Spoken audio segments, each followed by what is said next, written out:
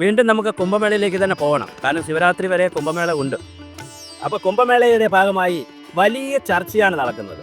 കുംഭമേളയിലെ വെള്ളം, നമ്മുടെ പ്രയാഗ്രാജിലെ ഗംഗാനദിയിലെ വെള്ളം മോശമാണെന്നുള്ള പഠന റിപ്പോർട്ടുകൾ വന്നു. അതിന് കൗണ്ടർ എന്നുള്ള റിപ്പോർട്ടുകൾ വന്നു.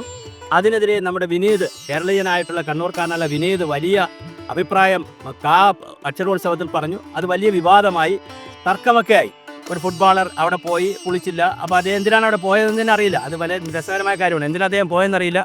കുളിക്കുന്ന ആളുകൾ സ്നാനം ചെയ്യുന്ന സ്ഥലത്ത് വന്നിട്ട് മറ്റൊന്നും അദ്ദേഹത്തിന് കാണാൻ പറ്റിയില്ല എന്ന് പറയുന്നു. എന്ത് കാണാനാണ് പോയെന്നറിയില്ല. അവിടെ ഉത്സവമൊന്നും നടക്കുന്നില്ല, അവിടെ സ്നാനമാണ് നടക്കുന്നത്. അതിന് കഥയുണ്ട്, അതിന് സങ്കല്പമുണ്ട്. അതിന് ഭൗതികമായ കാര്യങ്ങൾ പറയും പോലെ തന്നെ കർമ്മയോഗത്തിലും ഭക്തിയോഗത്തിലും സാധനയുടെ യോഗത്തിലും സന്യാസിമാരുടെ തലത്തിലും യോഗയുടെ തലത്തിലുമൊക്കെ വ്യത്യസ്തമായ അനുഭവങ്ങളും കാഴ്ചപ്പാടുകളുള്ള സ്ഥലമാണ് അവിടെ.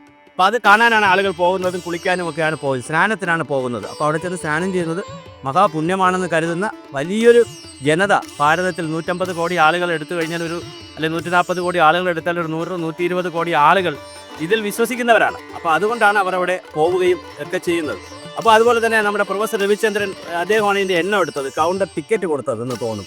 അദ്ദേഹം പറഞ്ഞ 50 കോടിയൊന്നുമില്ല, ഇത് തള്ളാണ്. 50 കോടിയോ 5 കോടിയോ അത് പറയട്ടെ, അത് സംഘാടകരല്ലേ അവകാശപ്പെടുന്നത്. അല്ലാതെ ഇപ്പോൾ ആറ്റുകാൽ ക്ഷേത്രത്തിൽ സംഘാടകർ അവകാശപ്പെട്ടനുസരിച്ച് ഗിന്നസ് റെക്കോർഡ് കിട്ടി. ഓരോ സ്ഥലത്തും ചിലപ്പോൾ 5 പേർ കൂടും, 5 പേർ കുറയും. അതൊരു അവകാശവാദമായിട്ട് എടുത്താൽ മതി അവരുടെ. അതിനെയും കുറ്റം പറയുക. എന്താണ് അവസാനമായി സംഭവിച്ചുകൊണ്ടിരിക്കുന്നത്? ഞാനൊരു പുതിയ കാര്യം പറയാനാണ് ഇപ്പോൾ ഈ വീഡിയോ വന്നത്. ഇവരെ ആരെയും കുറ്റപ്പെടുത്താനോ അല്ലെങ്കിൽ അവർ പറഞ്ഞതിൽ ആക്ഷേപം കണ്ടെത്താനോ അല്ല. ഇപ്പോൾ കഴിഞ്ഞ ദിവസം ലോകത്തെ ഏറ്റവും കൂടുതൽ സ്വയം ശുദ്ധീകരണ സംവിധാനമുള്ള, അല്ലെങ്കിൽ അങ്ങനെ സ്വയം ശുദ്ധീകരിക്കാൻ കഴിയുന്ന ഒരു നദിയാണ് ഗംഗ എന്നുള്ള പഠനം വളരെ ഗൗരവമായി പുറത്തു വന്നിട്ടുണ്ട്. അത് പഠനം പുറത്തു കൊണ്ടുവന്നത് സാധാരണ ഒരാളല്ല, പത്മശ്രീ ലഭിച്ചിട്ടുള്ള ഒരു ശാസ്ത്രജ്ഞനാണ് കൊണ്ടുവന്നിട്ടുള്ളത്. അദ്ദേഹം ഡോക്ടർ അജയ് സോങ്കർ എന്ന് പറയുന്ന നമ്മുടെ രാജ്യത്ത് പത്മശ്രീ കിട്ടിയിട്ടുള്ള ഒരു ശാസ്ത്രജ്ഞനാണ് അദ്ദേഹം പറയുന്നത് ഗംഗയിൽ ഏകദേശം 1100 തരം ബാക്ടീരിയോഫേജുകൾ ഉണ്ട് എന്നാണ്. അതായത് വെള്ളത്തെ സ്വാഭാവികമായി ശുദ്ധീകരിക്കുന്നതിനുള്ള സംവിധാനം അവിടെ ഉണ്ട് എന്നാണ്. അത് സ്വാഭാവികമായി ഓരോ നിമിഷവും ഗംഗാനദിയെ ശുദ്ധീകരിച്ചു കൊണ്ടിരിക്കും. അല്ലെങ്കിലും കൃത്രിമമായി ശുദ്ധീകരിക്കുന്നുണ്ട്, ശുചീകരണ പ്രവർത്തനം നടക്കുന്നുണ്ട്, വെള്ളം ശുദ്ധീകരിക്കാനുള്ള ഒരു പ്രോസസ്സ് അവിടെ ചെയ്യുന്നുണ്ട്, മാലിന്യം മാറ്റാൻ. പക്ഷേ ഇങ്ങനെ ഒരു സംവിധാനമുണ്ട്. ഗംഗയുടെ സുരക്ഷാ ഗാർഡ് എന്നറിയപ്പെടുന്ന ബാക്ടീരിയോഫേജുകളായിട്ട് 1100 എണ്ണത്തെയാണ് അദ്ദേഹം കണക്കാക്കിയിരിക്കുന്നത്, അല്ലെങ്കിൽ അദ്ദേഹം കണ്ടെത്തിയിരിക്കുന്നത്. അപ്പോൾ അദ്ദേഹം അതിനെക്കുറിച്ച് പറയുന്നത് ബാക്ടീരിയകൾ ഇങ്ങനെ ഉൽപ്പാദിപ്പിക്കുന്നത് കൊണ്ട് തന്നെ ഗംഗയിലെ വെള്ളം അനുനിമിഷവും ശുദ്ധീകരിക്കപ്പെടും എന്നുള്ളതാണ്. ഡോക്ടർ അജയ് സോങ്കർ എന്ന് പറയുന്ന വ്യക്തി വളരെ കൃത്യമായി ഇതിനെ സംബന്ധിച്ച് പഠനം നടത്തി പറയുന്നുണ്ട്. അപ്പോൾ തീർച്ചയായും ഒരുപാട് പഠനങ്ങൾ നടക്കുകയല്ല. നമ്മുടെ ഒഴുകുന്ന നദിയാണെങ്കിൽ ആ നദിക്ക് തന്നെ സ്വാഭാവികമായ ഒരു ശുദ്ധീകരണ പ്രക്രിയയുണ്ട്. മറ്റൊരു കാര്യം നാം മനസ്സിലാക്കേണ്ടത്, കടലിലേക്ക് നാം വിവിധ നദികളിലൂടെ, തോടുകളിലൂടെ ആയിരക്കണക്കിന് ടൺ അല്ലെങ്കിൽ ലക്ഷക്കണക്കിന് ടൺ, കോടിക്കണക്കിന് ടൺ മാലിന്യമാണ് നമ്മൾ കടലിലേക്ക് വിടുന്നത്.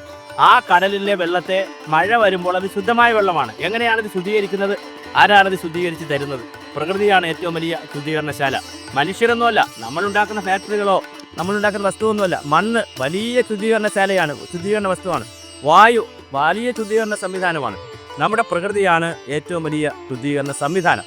അതിൽ നദികൾ വലിയ ശുദ്ധീകരണമാണ് നടത്തുന്നത്. അപ്പോൾ അങ്ങനെ ചിന്തിക്കുമ്പോൾ ഗംഗാനദിയിൽ ഗൗരവമായ തോതിൽ ഗംഗാനദി ശുദ്ധീകരിക്കപ്പെടുന്നുണ്ട്. അങ്ങനെ ശുദ്ധീകരിക്കപ്പെടുന്ന ഗംഗാനദിയിലേക്ക് ഇത്തരം പഠനങ്ങളൊക്കെ പുറത്തു വരുന്ന സാഹചര്യത്തിലാണ് ഇവിടെ കേരളത്തിൽ തിരുവനന്തപുരത്തോ കോഴിക്കോടോ ഒരു ചെറിയ ഫെസ്റ്റിവലിൽ കുറച്ച് പിള്ളേരെയായാലും കുറച്ച് ആളുകളെയൊക്കെ പിടിച്ചിരുത്തിയിട്ട് അങ്ങ് തള്ളി മറക്കുകയാണ് നമ്മുടെ വിനോദ് ചേട്ടനുമൊക്കെ, പിന്നെ വിനീത് ചേട്ടനുമൊക്കെ. എന്താണ് പറയുന്നത്? പോയി കുളിക്കാൻ പറ്റിയില്ല. പിന്നെ അവിടെ ആരോട് ചോദിച്ചപ്പോൾ അവർ ഗവൺമെൻറ്റുകൾക്ക് കീജെ വിളിക്കുന്നു. എന്തിനാണ് കീജെ വിളിക്കുന്നത്? നിങ്ങൾക്ക് ഈ ഒരു സൗകര്യം ഒരുക്കി തരാത്ത സ്ഥലമായതുകൊണ്ടാണോ? എന്താണ് പറയുന്നത്?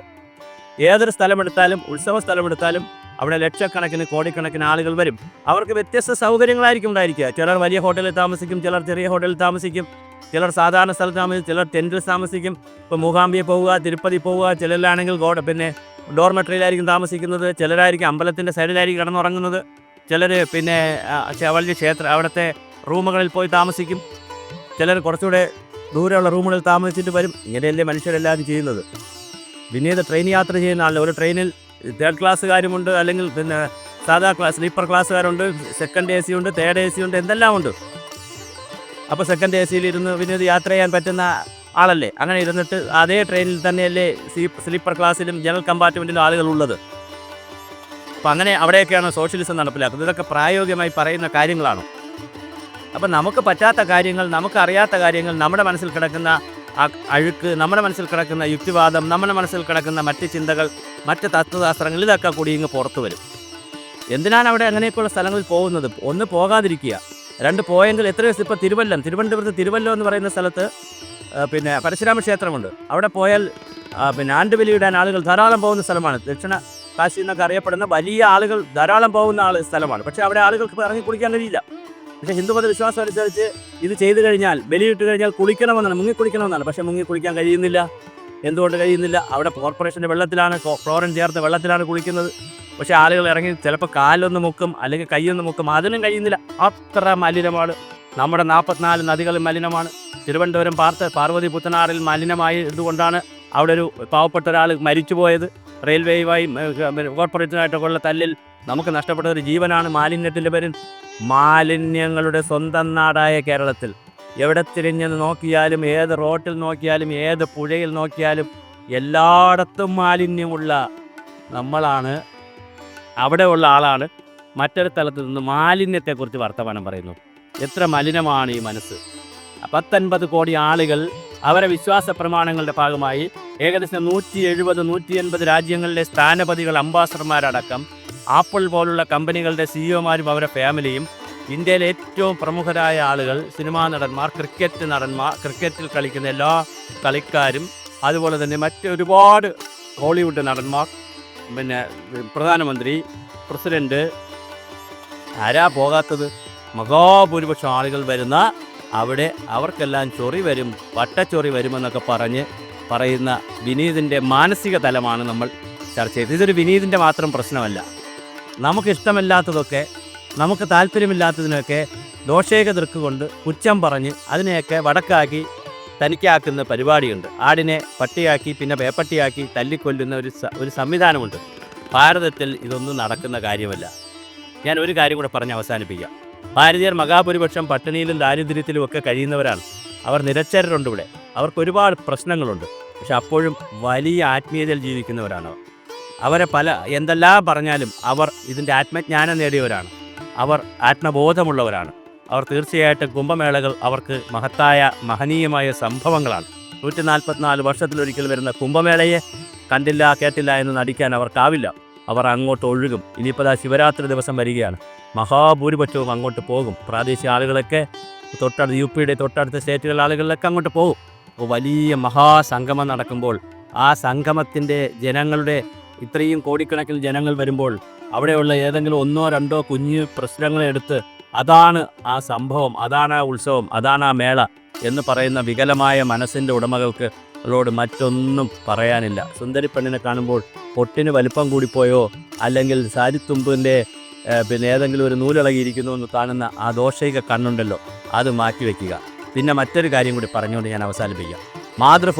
മാതൃഭൂമിക്കാരോട് എനിക്ക് പറയാനുള്ളതാണ്, അത് മനോരമക്കാരോടും ഒക്കെ പറയാനുള്ളത്. നിങ്ങൾ നേരത്തെ ഇതുപോലത്തെ ഫെസ്റ്റിവൽ നടത്തും. ഓരോ ഫെസ്റ്റിവലും കഴിയുമ്പോൾ നമുക്ക് വലിയ ആശയങ്ങൾ സമൂഹത്തിന് കിട്ടും, സമൂഹത്തിന് വലിയ സന്ദേശങ്ങൾ കിട്ടും, പുതിയ കാഴ്ചപ്പാടുകൾ കിട്ടും.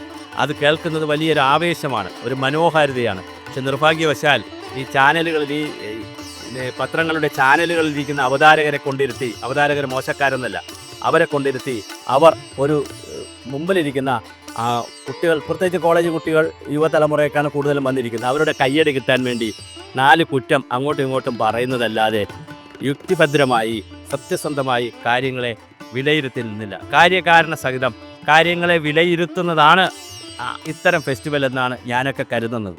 അതുകൊണ്ട് തന്നെ മുൻകാലങ്ങളിൽ NP വീരേന്ദ്രകുമാർ സാറും MT വാസുദേവൻ നായരൊക്കെ ജീവിച്ചിരുന്ന സജീവമായിരുന്ന കാലത്ത് വലിയ പുസ്തകമേളകൾക്കും ലിറ്ററേച്ചർ ഫെസ്റ്റിവൽക്കും വലിയ മാനമുണ്ടായിരുന്നു. ഇന്നിപ്പോൾ കേവലം അത് പരസ്പരം തെറി പറയുവാനും ഏതെങ്കിലും ഗവൺമെൻറ്റുകളെ അങ്ങോട്ടും ഇങ്ങോട്ടും കുറ്റം പറയുവാനും യാതൊരു യുക്തിയുമില്ലാത്ത ചിന്തകളിലേക്കാണ് ചർച്ചകൾ പോകുന്നത്. അത് ഒഴിവാക്കുക. ആളുകളെ സെലക്ട് ചെയ്യുമ്പോൾ, വിഷയങ്ങൾ സെലക്ട് ചെയ്യുമ്പോൾ വളരെ കൃത്യമായി ഈ കാര്യങ്ങൾ ആലോചിക്കുക. കുംഭമേളയെക്കുറിച്ചുള്ള ചർച്ചയിലല്ല വിനീത് ഇത് പറയുന്നത്. അദ്ദേഹം ഫുട്ബോളിനെ കുറിച്ച് ചർച്ചയിലുമല്ല. വരുന്നു, ഇരിക്കുന്നു, ആരോ ചോദിക്കുന്നു കുംഭമേളയിൽ പോയില്ല അല്ലെ, സ്വയം അറിയുകയാണ്. എന്തെങ്കിലും പ്രസക്തിയുണ്ടോ ആ ചർച്ചയ്ക്ക്? അപ്പോൾ അത്തരം ചർച്ചകൾ ദയവായി കാണുമ്പോൾ നമുക്ക് എന്താ പറയുക, അതിന് പറയാൻ വാക്കുകളില്ല. തൽക്കാലം ചാനലുകളും അല്ലെങ്കിൽ പത്രങ്ങളും ദയവായി അത് ശ്രദ്ധിക്കണം. ഫെസ്റ്റിവൽ എന്ന് പറയുമ്പോൾ, അക്ഷരോത്സവങ്ങൾ എന്ന് പറയുമ്പോൾ അത് പുതിയ ആശയങ്ങൾ തേടുന്നതാണ്, പുതിയ ചിന്താധാരകൾ തേടുന്നതാണ്. സമൂഹത്തിലെ മോശം നന്മയും തിന്മയൊക്കെ തിരിച്ചറിയാനുള്ള ഗൗരവമായ സംവാദവേദികളാക്കി അതിനെ മാറ്റണം. അതാണ് നമുക്ക് ആവശ്യം, നാടിനും ആവശ്യം.